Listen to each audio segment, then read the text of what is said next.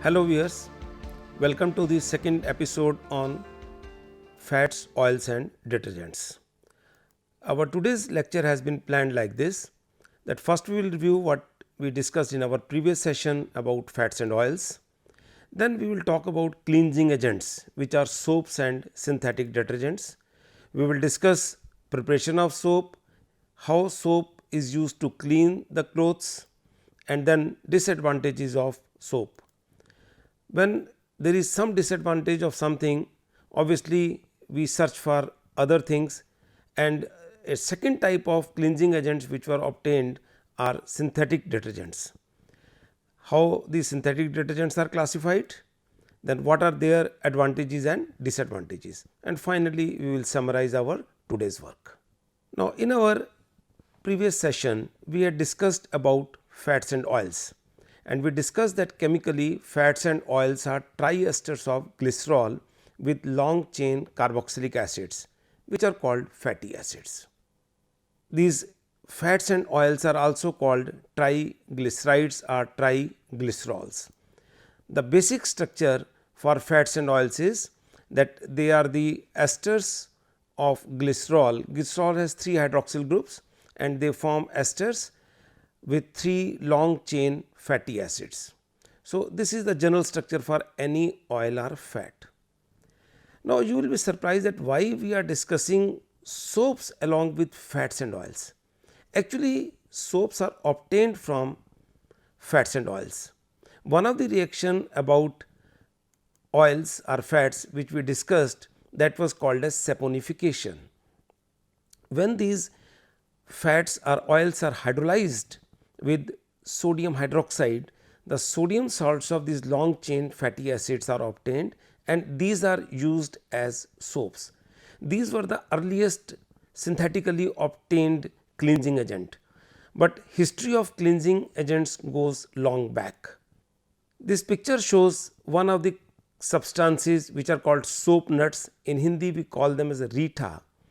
Even Ayurveda has written about the cleansing action of these soap nuts.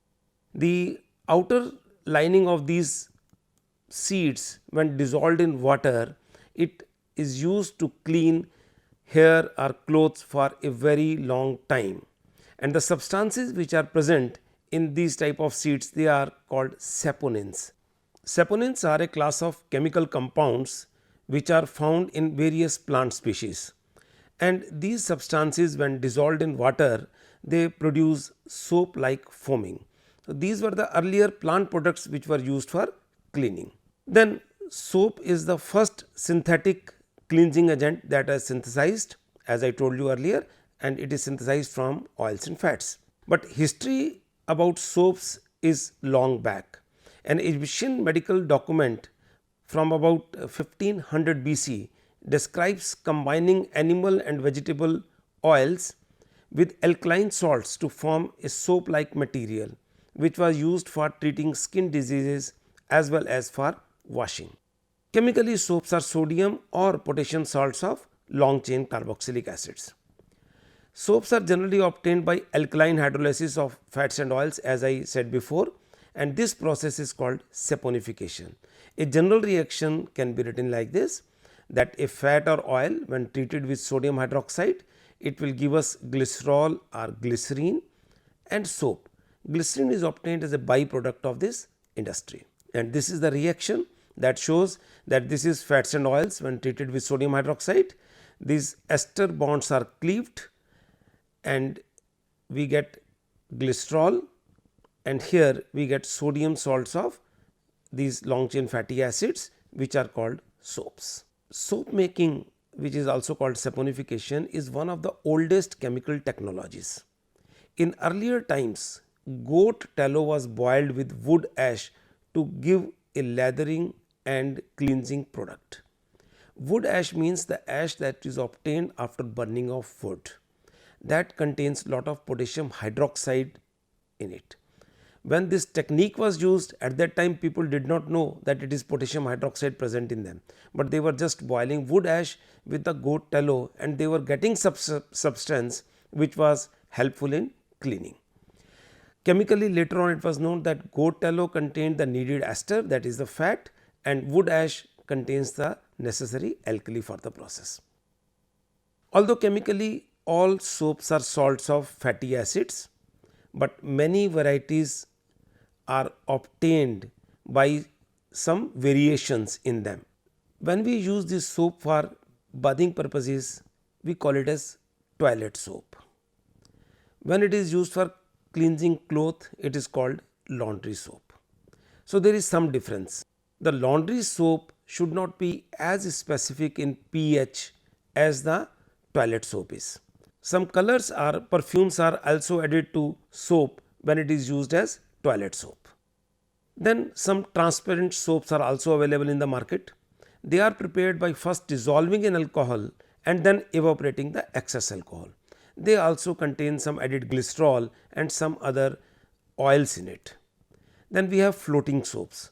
Floating soaps are prepared by beating air before it hardens during manufacture. Medicinal soap. As we find different companies' advertisements that the soaps have some medicinal use, these medicinal soaps are obtained by adding certain antibacterial substances to them. Then potassium salts of fatty acids, they form soft soaps which are used as baby soaps. In baby soap, no color is allowed. So, that is why baby soaps are always white or colorless, and the pH also is maintained at a level where it does not harm the soft skin of young children. Then we have some herbal soaps available in the market. These herbal soaps contain some fragrant essential oils which are obtained from different plants. Now, how soap is used for cleansing purposes, means how it clean the clothes of our body or hands wherever we are using. Actually, molecules of soap have two dissimilar ends. At one end is a long carbon chain. As I said that they are obtained from long chain fatty acids which have 12 to 18 carbons. These chains are hydrophobic or water repellent portion. The other end has carboxylate ion which is water soluble end, or it is hydrophilic end. So, such molecules which have both polar and non-polar ends, that is one end is polar, other is non-polar, such molecules are called amphipathic. This is the structure for a soap molecule. This is a long carbon chain and here it is the COO and then Na plus, the sodium salt.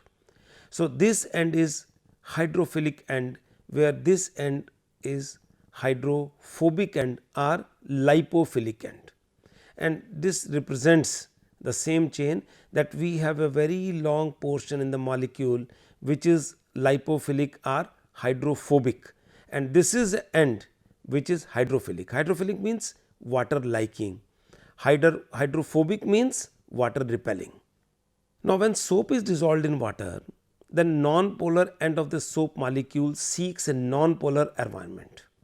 However, the only such environment consists of the non-polar ends of other molecules, because in water the H2O molecules themselves are polar.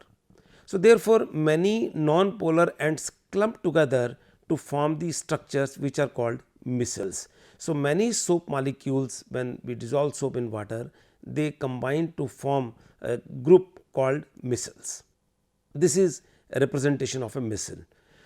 This end where a negative charge is shown is the outer end of a micelle, outer exterior part of the micelle, where negative charge is there to CO minus, and their hydrophobic ends, the long carbon chains, have clumped together, and these are the sodium ions which are surrounding it in aqueous solution. Now, when we have some fat molecule or a fat droplet attached to cloth, then these micelles, they try to dissolve it. The tiny droplets of oil are dissolved by the hydrocarbon end in the middle of the micelle. Now, due to the outwardly projected polar ends, these micelles dissolve in water and are washed away. In this way, soap act as cleansing agent, means a single soap molecule is not cleaning the clothes. It is a micelle that dissolves the tiny droplets of the oil which is adhering to the fiber or cloth or body, and then they are washed away. In acidic solution, soaps are converted into fatty acids which are insoluble in water and separate as greasy scum. This is one of the disadvantages of soaps. Now, these soap molecules, which are the sodium salts, like this is an example of sodium stearate, if some acid is there, it will be converted into stearic acid, and then obviously this is sodium salt, whatsoever anion is here with the acid, that will go with that. So, means what happens? Soaps get converted into corresponding fatty acids in acidic medium, and these long chain acids are insoluble in water. So, they separate as scum.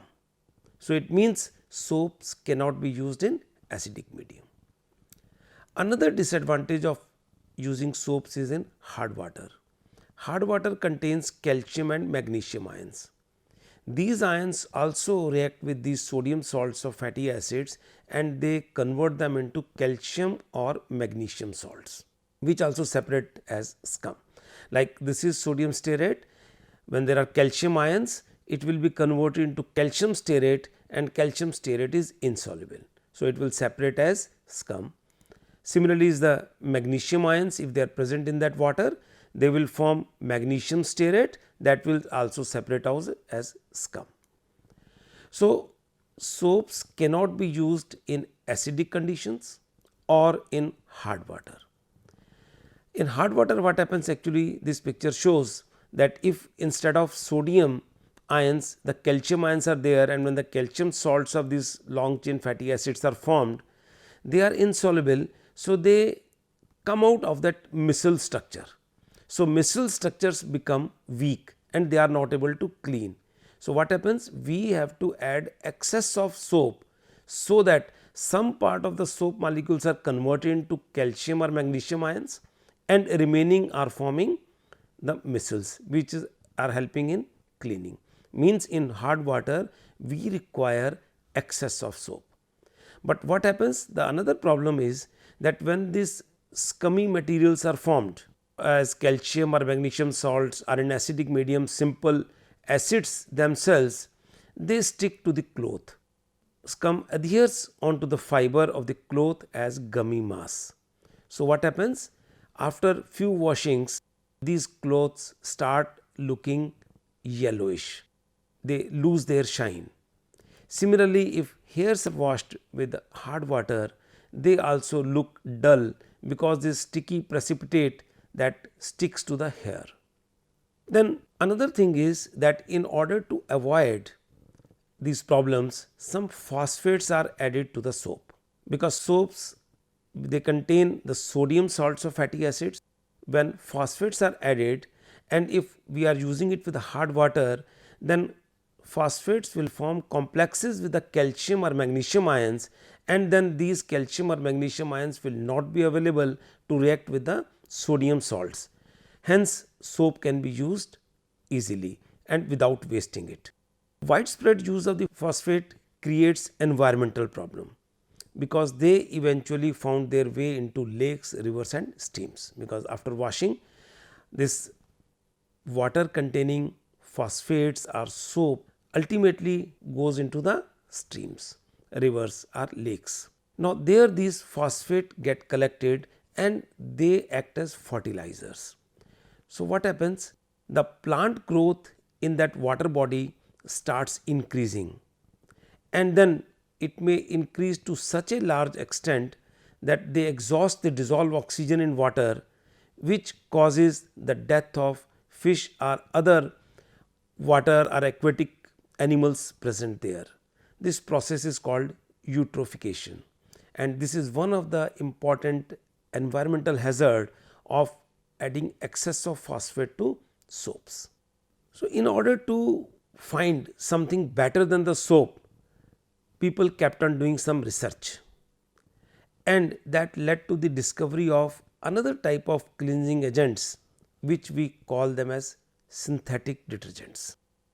Although synthetic detergents vary considerably in their chemical structure, but the molecules of all of them have one common feature, that they share with the soap, that they are also amphipathic, and it is due to this property that they are able to clean the clothes.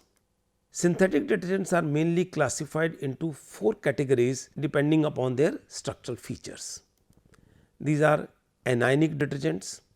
When of the given molecule, it is the anionic part that helps in cleansing, we call them as anionic detergents. Similarly, if the cationic part of the substance is used as a cleansing agent, we call them as cationic detergents. Then there are certain other type of detergents which are non-ionic, means they have some polar ends, polar groups, but no charges on them.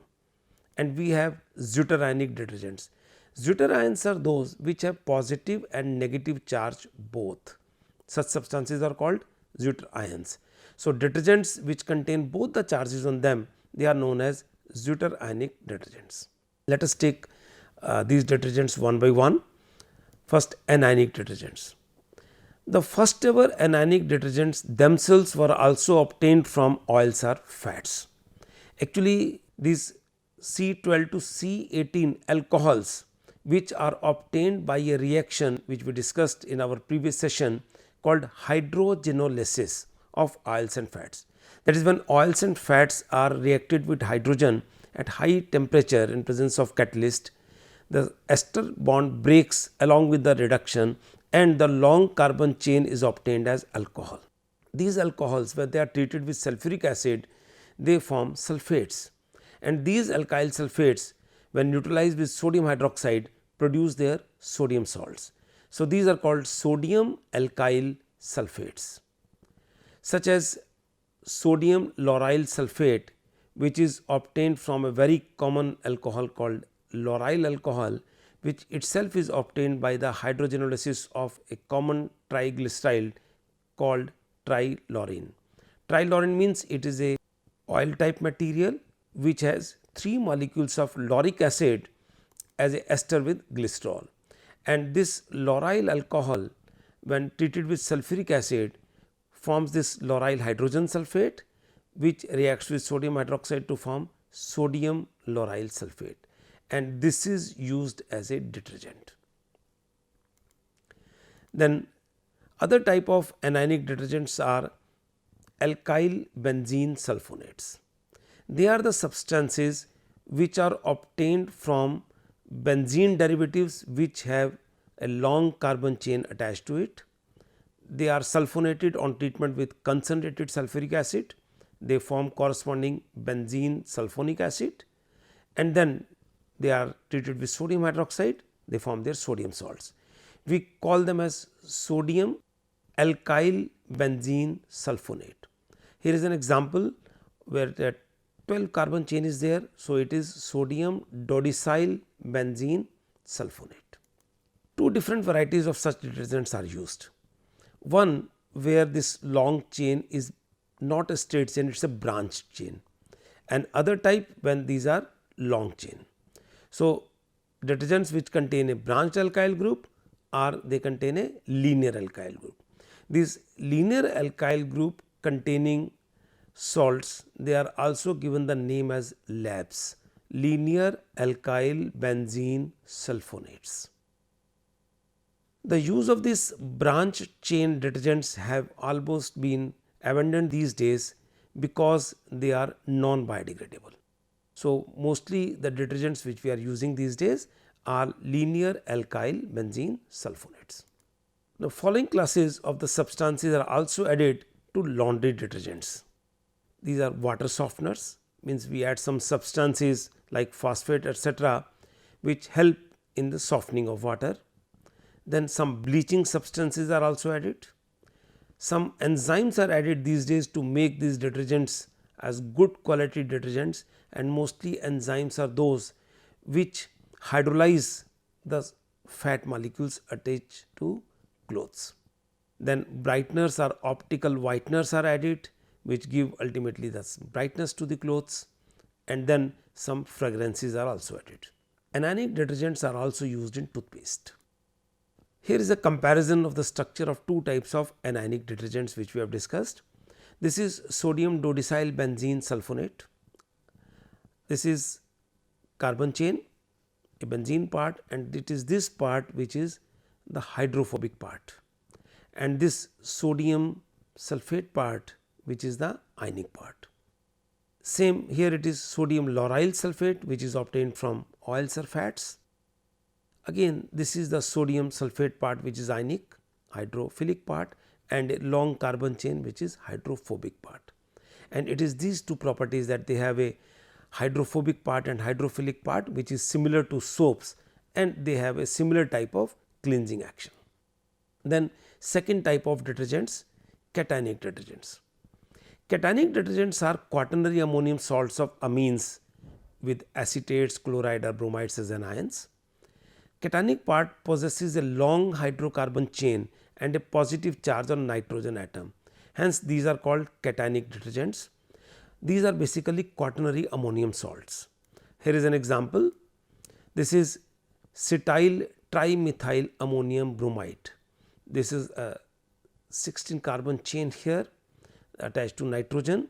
Then there are 3 methyl groups, anion. So, it is this long chain part, hydrophobic end, and this is the polar end which is hydrophilic part, and it helps in the cleansing action. These cationic detergents are generally used in shampoos and hair conditioners. They also possess some bactericidal properties. So, shampoos which are used as anti-dandruff generally contains these type of quaternary ammonium salts in them. Then non-ionic detergents.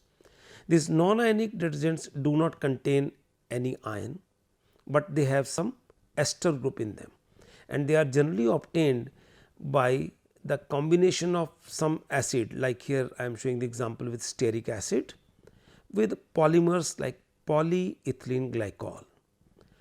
This is stearic acid, this is polyethylene glycol. Polyethylene glycol is a polymer of ethylene glycol. So, this polymer basically has ether bonds in between, CH2 CH2O, then again CH2 CH2O, CH2 CH2O and so on. So, there is a long chain of this, and one of the hydroxyl group on one side of the chain forms ester group, or the other side may also form. So, ester group may be present at both the ends. So, basically it is the polar oxygen atoms which are present in between the chain which helps in cleansing action. Liquid dishwashing agents and liquid hand wash, they are generally non-ionic detergents. Zwitterionic detergents. Zwitterionic detergents are very costly and they have complex structures.